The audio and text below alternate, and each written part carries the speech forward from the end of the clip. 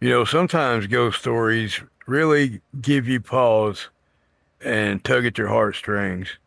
And for me, this is one of those. It was sent in. It's a true viewer story sent in under the title Ghostly Visit by My Uncle. Without further ado, hi Jay, my name is Alicia. You can use my name if you tell my story. My YouTube handle is Miss Sunrise Dawn's Critter Connection. I love watching her videos. Thank you, Alicia. And check out Miss Sunrise Dawn's channel. Great people, great channel.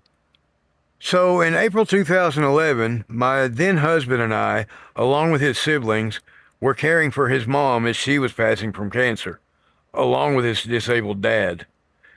We were staying at their house temporarily instead of our own, so we were there for whatever they needed. I worked night shift, so often was asleep until around 2 in the afternoon.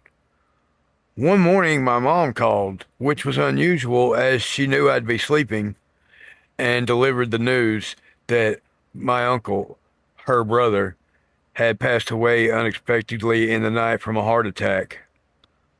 Oddly, the night before, I kept feeling like there was someone with me in my car on the way home. I worked in a rough neighborhood, so that scared me, but I looked all through my car and saw no one.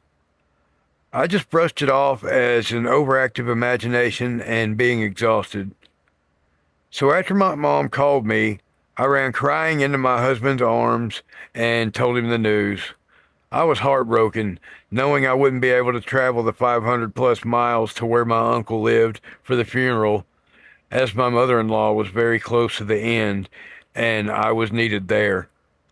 That night at work, which was Taco Bell, I was a manager. It was close to closing time, and all the crew was spread throughout the store, doing various closing duties. I was by myself, no one even in sight, cleaning and restocking the drive-through. I need to pause here and tell you my uncle was a notorious prankster. One of his favorite things to do was tug on our shirt sleeve, then duck out of sight so that when we turned around, there was no one there. Then we would hear his very distinctive laugh. And since he had 5 nieces, a daughter, and a few great nieces, he called us all gal. Anyway, that night at work, as I was cleaning, I felt the sharp tug on my shirt sleeve. I turned around, and of course, there was no one there. I then heard my uncle's very distinctive laugh, then heard his voice saying, "Hey, gal." I think he knew how upset I was about not being able to attend his funeral, and he decided to come to me to say goodbye. I've never seen again. I never had another visit from him that I know of, but I know beyond any shadow of a doubt that he visited me that night. Rest in peace, Uncle Doug. I love and miss you. Thank you for reading. Thank you for sharing that amazing story. It really, like I said, this one really tugged on my heartstrings. Keep sending me those stories and suggestions, guys. And if you've watched this far, you are my people. You're the ones that watch the videos all through.